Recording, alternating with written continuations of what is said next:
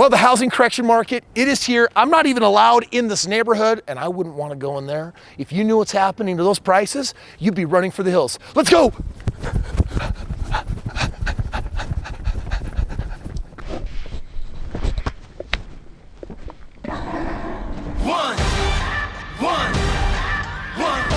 shot, now the future is yours. Go. I'm turning dreams into reality. Yeah. It's one shot, now the future is yours. Go. So for the last 3 years, you've experienced these unprecedented price increases, almost to the tune that if you bought a house a couple years ago, it probably has gone up over $100,000 in value. Like, you could literally go to the bank and say, hey bank, I want to get a home equity line of credit. And the bank will be like, sure, based on its value and what you owe because of when you bought it, we can give you a line of credit for $20,000, $30,000, $50,000. And in my world, I use that money to velocitize my money because in real estate, I'm earning a positive cash flow.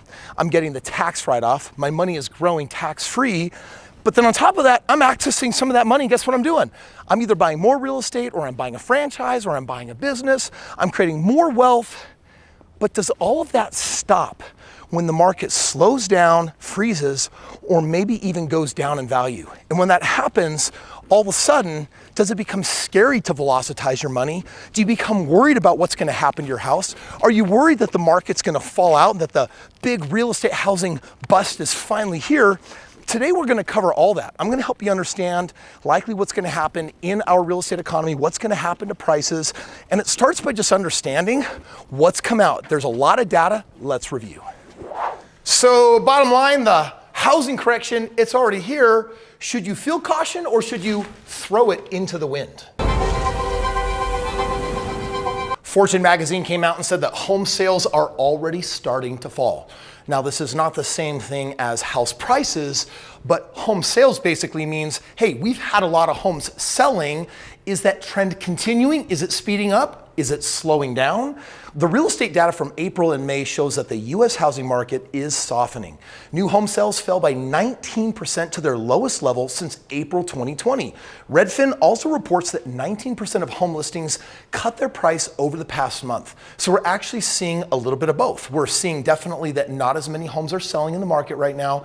And on top of that, some areas have slowed enough that they're starting to reduce their prices in hopes that it might not be too late to still sell their home pretty dang close to top dollar.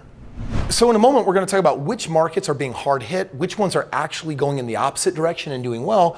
But before we do, let's make sure semantically we understand a couple of things and get on the same page.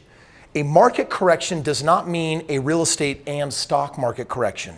When you take a look at the last 5 stock market corrections, on only 2 of those 5 did we actually see a relationship correlate between real estate going down and the stock market going down. When the stock market drops 28% as the NASDAQ has in the last 60 days, that doesn't necessarily mean that the real estate market is going to drop as well. Unlike a stock market correction, which means a greater than 10% drop in equities, Moody's analyst Mark Zandi says a housing correction means the end of the housing boom and the beginning of a period where home prices will fall in some regional markets. Over the coming 12 months, he expects year-over-year home price growth to basically be nil, zero, nada. So what he's saying is, sure, last year we saw a 17% increase. The year before we saw a 13% increase. We've seen the market in the last 3 years basically go up 40%. And he's saying this year you can expect nothing. Now, if you compare that to the last 65 years, when the market isn't literally skyrocketing through the roof, what you really have is a market that on average grows 4.65%. So this year, to see the lack of at least a 4.65% growth means that we are seeing a correction in a slight downward trend. So why is this actually happening? Is this just happening on accident? Is it happening by design? Is the government responsible for it? The correction is all by design. With the latest CPI reading at 8.3%, meaning the consumer price index, the Federal Reserve is now focused on fighting inflation. In the Fed's mind, it can end the housing boom, then it can also slow down overall price growth. And that's why the Fed hit the housing market with an economic shock of higher mortgage rates. In fact, it told us months back, it says, every quarter when we get a chance to pump up the rates, you're gonna see for the next 4 straight consecutive quarters that we're gonna increase the rates every single time.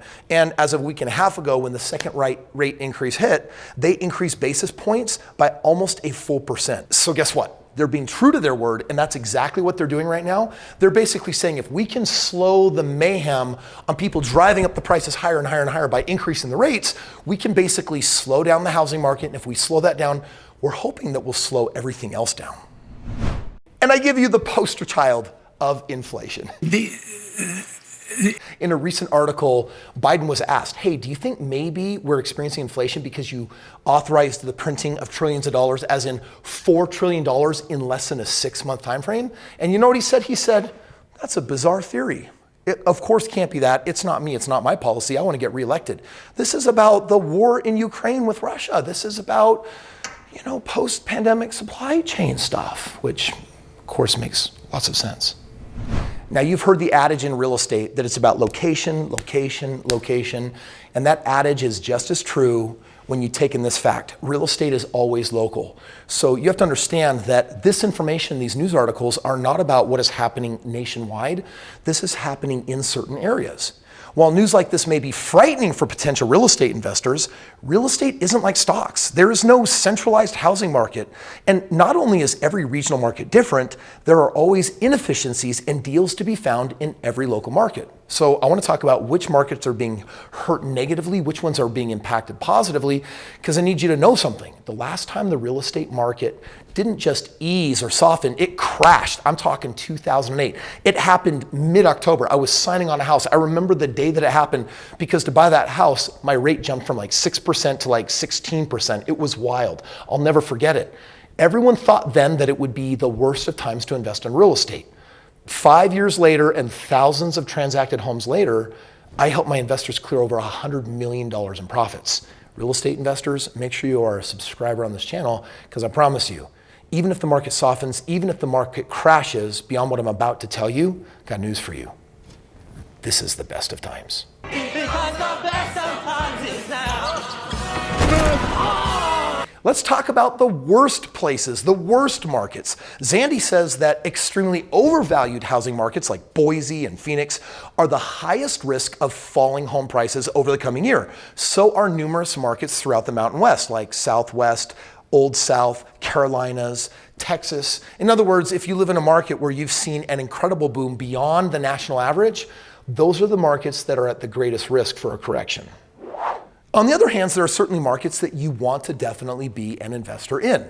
The good news for investors is that the increase in housing prices has actually increased demand for rentals. In other words, it's impossible to have a market go down without positively impacting the inverse of the whole long-term real estate game of owning rentals. In other words, when the market's going up, there's a way to win that way, but when the market comes down, there's a way to win that way as well.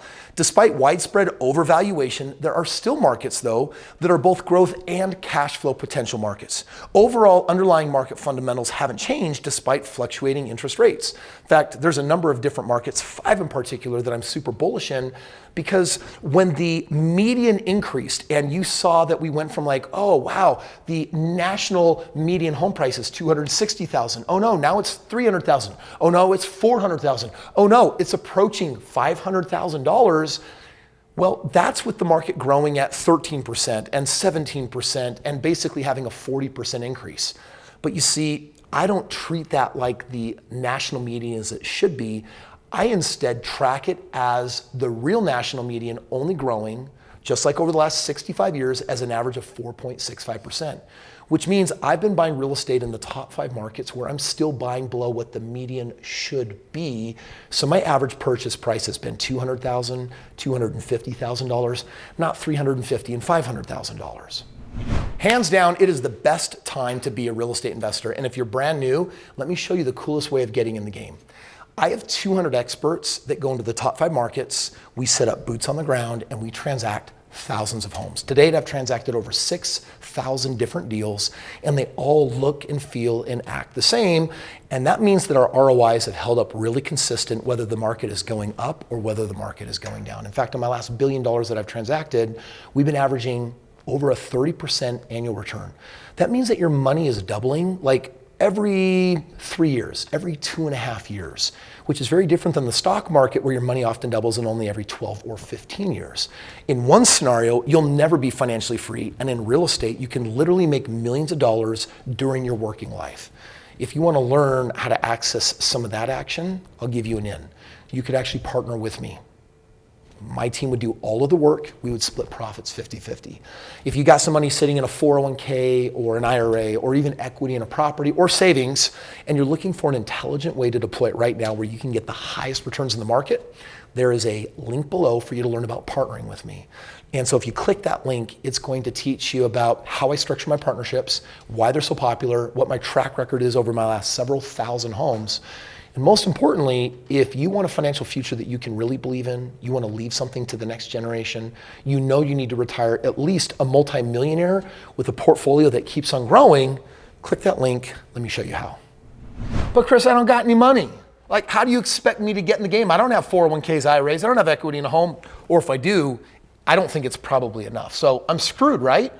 No, you're not. There's still a way to get in the game. In fact, I built my whole portfolio, my first $1.6 million net worth that allowed me financial freedom with a 6-figure residual passive income. That was all created on less than $5,000. So what I did then is still available today. And if you want to know the best ways to get in the game with little or no money at all, click this link, watch this video. Let me show you how it's done. Stop it. Stop it. You're like a nervous schoolboy trying to give his first talk at the pulpit. Loosen it a little bit. Yeah, Okay. okay, I'm speeding. Well, it's official. What's it called? The